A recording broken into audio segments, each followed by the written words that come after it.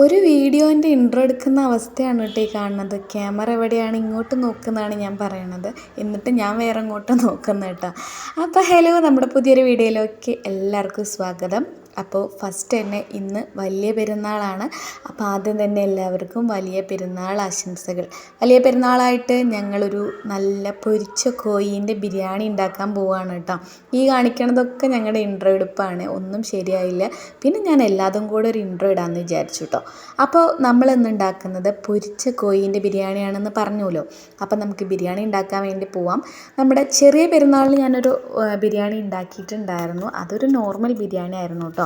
ഇത് ഒരു പൊരിച്ച കോഴീൻ്റെ ബിരിയാണിയാണ്. അപ്പോൾ നമ്മൾ അതിനുള്ള ചിക്കനൊക്കെ ഇങ്ങനെ മസാലയൊക്കെ തിരുമ്പി ഫ്രിഡ്ജിൽ വെച്ചിട്ടുണ്ടായിരുന്നു.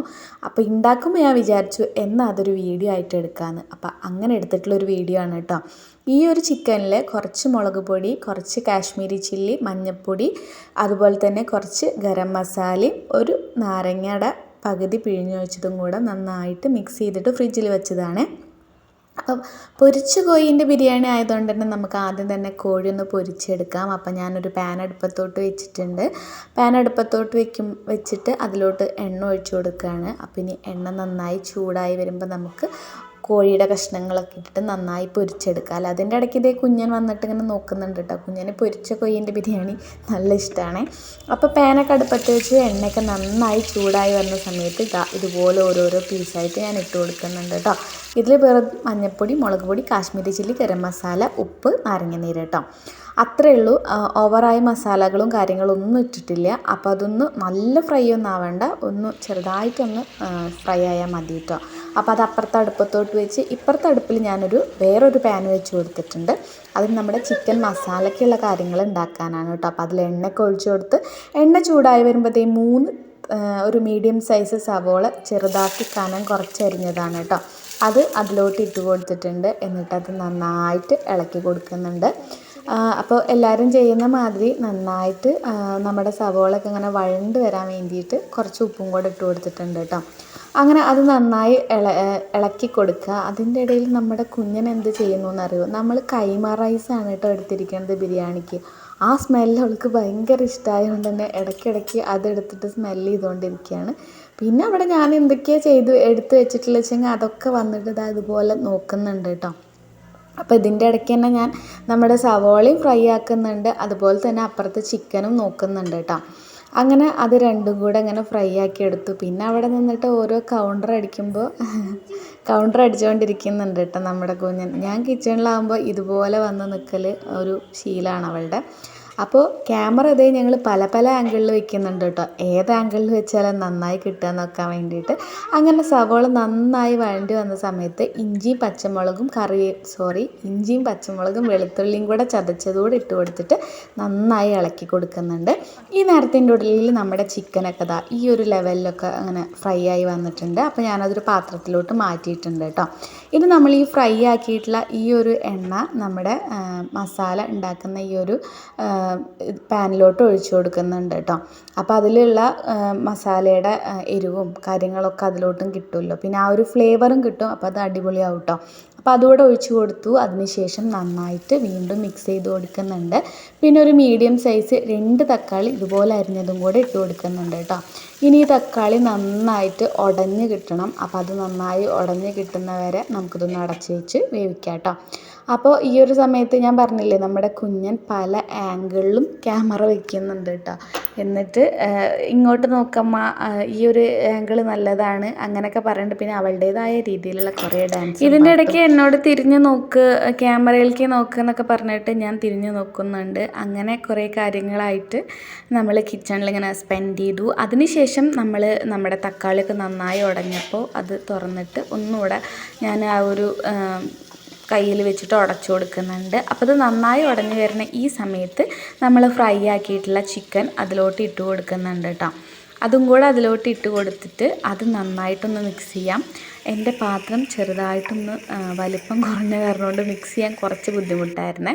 അതിനുശേഷം ഡ്രൈ ആയിട്ടുള്ള ഈ ഒരു ഗരം മസാല ഞാൻ അതിലോട്ട് ഇട്ട് കൊടുത്തിട്ടുണ്ട്. അധികമൊന്നുമില്ല കേട്ടോ. പട്ട, ഗ്രാമ്പൂ, ഏലക്കായ, പിന്നെ ബേ ലീവ്സൊക്കെയാണ് ഇട്ട്, പിന്നെ കുറച്ച് ഗരം മസാലയുടെ പൊടിയും കൂടെ ഇട്ട് കൊടുത്തു. ഞാൻ വേറെ ഒരു തരത്തിലുള്ള മസാലകളും ഉപയോഗിച്ചിട്ടില്ല കേട്ടോ. പിന്നെ നമ്മുടെ അടുക്കളയിലുള്ള മല്ലിയില ഇതുപോലൊന്ന് പൊട്ടിച്ചിട്ടിട്ട് അത് നന്നായിട്ടൊന്ന് ഇളക്കി കൊടുത്തിട്ടുണ്ട്. ഇനി ഇതിങ്ങനെ ഇരുന്നിട്ടൊന്ന് സെറ്റായി വരട്ടെ. ഇത്രയേ ഉള്ളൂ കേട്ടോ നമ്മുടെ മസാലയുടെ പണികൾ. അപ്പോൾ അതാ ഏകദേശം നമ്മുടെ ചിക്കൻ മസാല, ബിരിയാണിയിലേക്കുള്ള മസാല ഇവിടെ സെറ്റായിട്ടുണ്ട്. അപ്പോൾ ഈ ഒരു മസാല എല്ലാവരും ട്രൈ ചെയ്ത് നോക്കുക. കാരണം ഓവറായിട്ട് മസാല ഇഷ്ടമില്ലാത്ത ആളുകൾക്ക് ഇത് നല്ലൊരു ചോയ്സ് ആയിരിക്കും കേട്ടോ. അപ്പോൾ അതൊന്ന് നോക്കി നോക്കൂ കേട്ടോ. അങ്ങനെ നമ്മുടെ ബിരിയാണി ചിക്കൻ മസാല റെഡി ആയിട്ടുണ്ട്. ഇനി നമ്മുടെ ബിരിയാണിക്കുള്ള അരി വേവിച്ചെടുക്കുക. അപ്പോൾ ഈ ഒരു ഗ്ലാസ്സിന് ഞാനൊരു 2 ഗ്ലാസ് അരി എടുത്തിട്ട് ഓൾറെഡി കഴുകി ഞാൻ കുതിരാൻ വേണ്ടി വെച്ചു. അപ്പോൾ അത് കൈമ നമ്മുടെ ജീരകശാല റൈസ് ഉണ്ടല്ലോ, ആ റൈസാണ് കേട്ടോ. ആ റൈസിൻ്റെ കാര്യം ഞാൻ പറയണ്ടല്ലോ, ഭയങ്കരമായ സ്മെല്ലാണ് കേട്ടോ. ഞങ്ങൾക്ക് രണ്ടുപേർക്കും ഭയങ്കര ഇഷ്ടമാണ്. അപ്പോൾ അത് ഞാൻ ഓൾറെഡി കുതിർത്ത് വെച്ചിട്ടുണ്ടായിരുന്നു കേട്ടോ.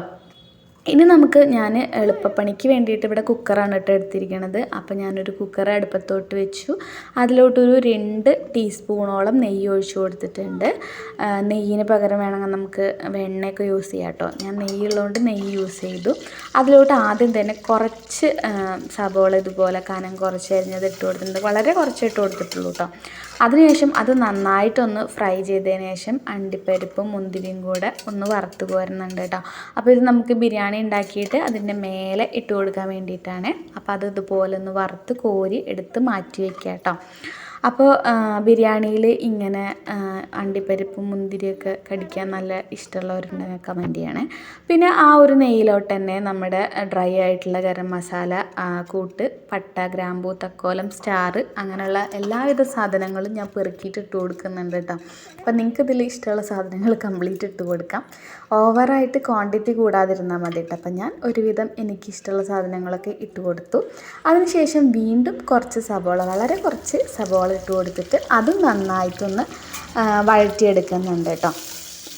അങ്ങനെ അത് നന്നായി വഴണ്ട് വരുമ്പോഴത്തേ ഞാൻ നല്ല ചൂടുവെള്ളം ഒഴിച്ചു കൊടുക്കുന്നുണ്ട്. അപ്പോൾ നമ്മൾ 2 ഗ്ലാസ് അരിക്ക് 1.5 ഗ്ലാസ് വെള്ളം എന്നുള്ള അളവിൽ 3 ഗ്ലാസ് വെള്ളം തിളപ്പിക്കാൻ വേണ്ടി വെച്ചിട്ടുണ്ടായിരുന്നു. ആ വെള്ളമാണ് കേട്ടോ ഞാൻ അതിലോട്ട് ഒഴിച്ചു കൊടുത്തത്. അപ്പോൾ ഞാൻ വീണ്ടും പറയുകയാണ്, ഈ ഒരു ഗ്ലാസ്സിന് 2 ഗ്ലാസ് അരിയാണ്. അപ്പോൾ 1.5 ഗ്ലാസ് വെള്ളം വെച്ചിട്ട് 3 ഗ്ലാസ് വെള്ളം ഞാൻ ഇതിലോട്ട് ഒഴിച്ചു കൊടുത്തിട്ടുണ്ട് എന്നാണ് കേട്ടോ പറയണത്. 3 ഗ്ലാസ് വെള്ളത്തിന് ആവശ്യത്തിനുള്ള ഉപ്പും കൂടെ ഇട്ട് കൊടുക്കുക കേട്ടോ. നമുക്ക് അരിക്ക് എത്രത്തോളം ഒന്നും നമ്മൾ ഒഴിച്ച വെള്ളത്തിൻ്റെ മേലെ ഉപ്പ് നിൽക്കണം എന്നാണ് പറയുക. അങ്ങനെ നമുക്ക് ആവശ്യമുള്ള ഉപ്പും കൂടെ ഇട്ട് കൊടുത്തു. നന്നായി ഒന്ന് ഇളക്കി കൊടുത്തിട്ട് ഒരു നാരങ്ങയുടെ പകുതി പിഴിഞ്ഞൊഴിക്കുന്നുണ്ട്. അപ്പോൾ നമ്മുടെ റൈസ് തമ്മിൽ വല്ലാതെ കൂട്ടി ഒട്ടാതിരിക്കാൻ വേണ്ടിയിട്ടാണ്. അപ്പോൾ അതും കൂടെ ഒഴിച്ചു കൊടുത്തു. അതിനുശേഷം നമ്മൾ കഴുകി മാറ്റി വെച്ചിട്ടുള്ള നമ്മുടെ ബിരിയാണി അരി ഇട്ട് കൊടുക്കാം. ഏറ്റവും ബെസ്റ്റ് ചോയ്സ് കൈമ റൈസ് അല്ല ജീരകശാല എന്നൊക്കെ പറയുന്ന റൈസാണ് കേട്ടോ. എന്നിട്ട് അത് നന്നായിട്ടൊന്ന് ഇളക്കി കൊടുത്തിട്ടുണ്ട്. ഇനി നമ്മുടെ കുക്കറിൻ്റെ അടപ്പ് നമുക്ക് അടച്ചു കൊടുക്കാം. ഒരൊറ്റ വിസിലാണ് കേട്ടോ ഞാനിവിടെ ഈ ഒരു റൈസിന് കൊടുത്തത്. അങ്ങനെ വിസിലൊക്കെ വന്നു, എയറൊക്കെ കളഞ്ഞതിന് ശേഷം ഞാനിതാ നമ്മുടെ കുക്കർ തുറക്കാൻ പോവുകയാണ് കേട്ടോ. ഈ ഒരു റൈസ് കൊണ്ട് ബിരിയാണി ഉണ്ടാക്കി കഴിഞ്ഞാൽ ഭയങ്കര ടേസ്റ്റാണ്. അങ്ങനെ കുക്കറൊക്കെ തുറന്നു, നമ്മുടെ റൈസൊക്കെ നന്നായി വെന്തിട്ടുണ്ട്, സെറ്റായി വന്നിട്ടുണ്ട് കേട്ടോ. അപ്പോൾ ഈ ഒരു റൈസ് നമുക്ക് ഒരു കറി ഇല്ലാതെ വേണമെങ്കിൽ ഇങ്ങനെ തന്നെ കഴിക്കാം കേട്ടോ. ഒരു പിക്കിൾ ഉണ്ടായാൽ മതി എന്നേ ഉള്ളൂ. ഞാൻ പിക്കിൾ ഇല്ലാതെയും കഴിക്കും കേട്ടോ. കാരണം എനിക്ക് ഈ ഒരു റൈസ് കൊണ്ട് ഗീ റൈസും കാര്യങ്ങളൊക്കെ ഉണ്ടാക്കി, ഇതിപ്പോൾ ഗീ റൈസ് ആണല്ലോ, അങ്ങനെ ഉണ്ടാക്കി കഴിഞ്ഞാൽ കഴിക്കാൻ ഭയങ്കര ഇഷ്ടമാണ്. അപ്പോൾ അങ്ങനെ ആരെങ്കിലും ഉണ്ടെങ്കിൽ ഒന്ന് കമൻറ്റ് ചെയ്യണേ, മസാല ഇല്ലെങ്കിലും റൈസ് മാത്രം കഴിക്കുന്നവർ. അപ്പോൾ നമ്മുടെ റൈസ് സെറ്റാണ്. ഇതേ നമ്മുടെ ചിക്കൻ മസാല ഇവിടെ സെറ്റാണ്. ഇനി നമുക്ക് ദമ്മിടണം. ദമ്മിടാൻ വേണ്ടി ഞാനൊരു പാത്രം എടുത്തിട്ട് അതിലാദ്യം തന്നെ റൈസ് ഇട്ട് കൊടുക്കുന്നുണ്ട്. അപ്പം നമ്മൾ ഒരുപാട് ക്വാണ്ടിറ്റിയിലൊന്നും ബിരിയാണി ഉണ്ടാക്കാത്തതുകൊണ്ട് തന്നെ നമുക്കൊരൊറ്റ ഒരു ലെയറിൽ തന്നെ തീരും കേട്ടോ. അപ്പോൾ ആദ്യം തന്നെ താഴെ ഫസ്റ്റ് റൈസ് ഇട്ട് കൊടുത്തു. അതിൻ്റെ മേലേക്ക് ഞാൻ കുറച്ച് നെയ്യ് ഒഴിച്ചു കൊടുക്കുന്നുണ്ട്. നെയ്യിൻ്റെ മേലെ നമ്മൾ കുറച്ച് ഗരം മസാലയാണ് ഇട്ട് കൊടുക്കുന്നത് കേട്ടോ. അപ്പോൾ ഇതിന് നല്ലൊരു ഫ്ലേവറൊക്കെ കിട്ടി, അതിന് വേണ്ടിയിട്ടാണ്. അതിനുശേഷം നമ്മൾ കുറച്ച് അരിഞ്ഞ് വെച്ചിട്ടുണ്ടായിരുന്ന മല്ലി ഇല ഇട്ട് കൊടുക്കുന്നുണ്ട്. ഇതൊക്കെ ഓപ്ഷണൽ ഓപ്ഷണലാണ് കേട്ടോ. ഈ മല്ലിയില ഇങ്ങനെ കഴിക്കാൻ ഇഷ്ടമില്ലാത്തവർക്ക് അത് വേണമെന്നില്ല. അതിനുശേഷം നമ്മൾ വറുത്ത് വെച്ച അണ്ടിപ്പരിപ്പും മുന്തിരിയും അതുപോലെ സവോളയും കൂടെ ഇട്ട് കൊടുത്തു. അതിൻ്റെ മേലെ നമ്മൾ ഉണ്ടാക്കി വെച്ച ചിക്കൻ മസാല മുഴുവനായിട്ട് ഞാൻ ഇട്ട് കൊടുക്കുന്നുണ്ട് കേട്ടോ. അത് കഴിഞ്ഞ് അടുത്ത ലെയർ റൈസും കൂടെ ഇട്ട് കൊടുത്തിട്ടുണ്ട് കേട്ടോ. അപ്പോൾ നമ്മൾ കുറച്ച് ക്വാണ്ടിറ്റി ആയിട്ടല്ലോ ഉണ്ടാക്കിയിട്ടുണ്ടായിരുന്നുള്ളൂ, അതുകൊണ്ട് തന്നെ ഇതിൽ നമ്മുടെ പണികളൊക്കെ കഴിഞ്ഞു.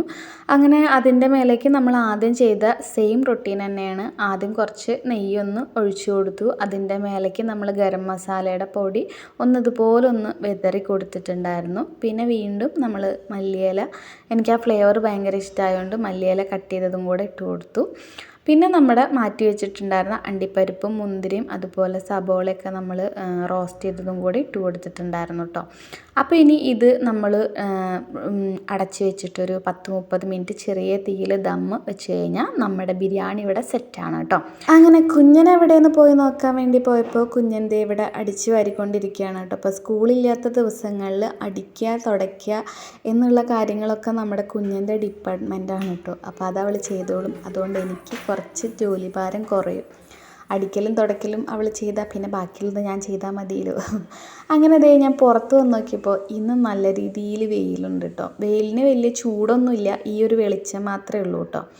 അങ്ങനെ കുറച്ച് നേരം അവിടെ നിന്നു. അപ്പോഴേക്കും നമ്മുടെ കുഞ്ഞൻ അവിടെ തുടച്ചുകൊണ്ടിരിക്കുകയാണ്. അപ്പോൾ പിന്നെ അവൾ തുടച്ചോടത്ത് കൂടെ നടക്കണ്ടല്ലോ എന്ന് വിചാരിച്ച് ഞാൻ അടുക്കളോട്ട് പോയിട്ട് ബാക്കി കാര്യങ്ങൾ നോക്കി കേട്ടോ. അങ്ങനെ നമ്മൾ സാലഡ് ഉണ്ടാക്കാൻ വേണ്ടി എല്ലാം കട്ട് ചെയ്ത് വെച്ചപ്പോഴാണ് എനിക്ക് ആ ഓർമ്മ വന്നത്. എന്താണെന്ന് വെച്ചാൽ സാലഡ് ഉണ്ടാക്കാനുള്ള തൈര് നമ്മുടെ ഫ്രിഡ്ജിൽ കാലിയാണ്. അങ്ങനെ പിന്നെ പെട്ടെന്ന് തന്നെ സെപ്റ്റോയിൽ നമ്മളത് ഓർഡർ ചെയ്തു. അങ്ങനെ അത് വെയിറ്റ് ചെയ്തുകൊണ്ടിരിക്കുകയാണ്. അങ്ങനെ അത് വന്നിട്ടുണ്ടായിരുന്നു. അപ്പോൾ കുഞ്ഞനതാ അത് പോയിട്ട് വാങ്ങിച്ചുകൊണ്ട് വരികയാണ്. അപ്പോൾ അതിൻ്റെ കൂടെ തന്നെ നമ്മൾ കുറച്ച് മാങ്ങ ഓർഡർ ചെയ്തിട്ടുണ്ടായിരുന്നു. അതാണ് കേട്ടോ ബോക്സിൽ. അങ്ങനെ പിന്നെ കുഞ്ഞനെ സന്തോഷിപ്പിക്കാൻ വേണ്ടിയിട്ട് 2 മിഠായി, കുഞ്ഞനല്ല എന്നെയും കൂടെ 2 മിഠായിയും കൂടെ വാങ്ങി. അപ്പോൾ നമ്മുടെ തൈര് വന്നിട്ടുണ്ട്, മിഠായി വന്നിട്ടുണ്ട്, പിന്നെ നമ്മുടെ ബോക്സിലുള്ള മാങ്ങ. വീട്ടിലുള്ളപ്പോൾ വെറുതെ അമ്മയും അച്ഛനൊക്കെ ഓരോ സ്ഥലത്തുനിന്നും കൊണ്ടുവന്ന് തന്നിട്ടുണ്ടായിരുന്നു മാങ്ങ. ഇവിടെ വന്നപ്പോൾ ഇങ്ങനെ വാങ്ങേണ്ട അവസ്ഥ, അതും ഒട്ടും ടേസ്റ്റ് ഇല്ലാത്ത മാങ്ങ. അത് പോട്ടെ. അങ്ങനെ നമ്മുടെ സാലഡിനുള്ള കാര്യങ്ങളൊക്കെ ചെയ്തു. അപ്പോൾ ഞാൻ മോരൊക്കെ കട്ട് ചെയ്തിട്ട് അതിലോട്ട് ഒഴിക്കുകയാണ് കേട്ടോ. ബാക്കിയൊക്കെ സെറ്റ് ചെയ്ത് വെച്ചിട്ടുണ്ടായിരുന്നല്ലോ. അങ്ങനെ നമ്മൾ ദമ്മ് പൊട്ടിക്കുകയാണ്. ദമ്മ് എന്നൊന്നും പറയാൻ പറ്റില്ല, ജസ്റ്റ് അടച്ച് വെച്ചിട്ടുണ്ടായിരുന്നു എന്നേ ഉള്ളൂ കേട്ടോ. അങ്ങനെ നമ്മുടെ ബിരിയാണി ഇവിടെ സെറ്റായിട്ടുണ്ട്. നല്ല സ്മെല്ല് വന്നിട്ടുണ്ടായിരുന്നു കേട്ടോ അതിങ്ങനെ തുറന്ന സമയത്ത്. അങ്ങനെ നമ്മൾ ബിരിയാണി കഴിക്കാമെന്ന് വിചാരിച്ചു. അപ്പോൾ നമ്മൾ ബിരിയാണി വിളമ്പിയിട്ടുണ്ടായിരുന്നു കേട്ടോ. പിന്നെ ഈ ഒരു സമയത്ത് കറണ്ട് പോയ കാരണം കൊണ്ട് നമുക്ക് കാര്യമായിട്ട് ബിരിയാണി വിളമ്പുന്ന അതൊന്നും ശരിക്കും ക്ലിയറായിട്ട് എടുക്കാൻ പറ്റിയില്ല. അപ്പോൾ ഇത് വെച്ച് അഡ്ജസ്റ്റ് ചെയ്യണേ. അങ്ങനെ ബിരിയാണി വിളമ്പിയിട്ടുണ്ടായിരുന്നു. ബിരിയാണിയുടെ കൂടെ ഞാൻ അതിൻ്റെ മേലെ കുറച്ച് ഭംഗിയാക്കാൻ വേണ്ടി കുറച്ച് അണ്ടിപ്പരിപ്പ് മുന്തിരി മാറ്റി വെച്ചിട്ട് അതുകൂടെ വിളമ്പിയിട്ടോ. പിന്നെ നമ്മുടെ സാലഡ് വിളമ്പി. പിന്നെ നമ്മൾ കുഞ്ഞനുണ്ടാക്കിയ അച്ചാറുണ്ടായിരുന്നു. പിന്നെ ഒരു പപ്പടം ഭംഗിക്ക് വെച്ചതാണ് കേട്ടോ. എനിക്ക് വലിയ ഇൻട്രസ്റ്റ് ഇല്ലാത്ത സാധനമാണ്. അങ്ങനെ ഞാനും കുഞ്ഞനും കൂടെ നമ്മുടെ ബിരിയാണി കഴിക്കാൻ പോവാണ്. ഭയങ്കര ടേസ്റ്റ് ഉണ്ടായിരുന്നു കേട്ടോ. എന്താണെന്ന് വെച്ചാൽ എനിക്ക് ഈ ബിരിയാണിയിൽ ഓവർ മസാലകളൊന്നും ഇഷ്ടമില്ലാത്ത ആളാണ്. അപ്പോൾ നമ്മളുടെ ഈ ഒരു ബിരിയാണിയിലും ഓവറായിട്ട് ഞാൻ മസാലകളൊന്നും ഇട്ടിട്ടുണ്ടായിരുന്നില്ല കേട്ടോ.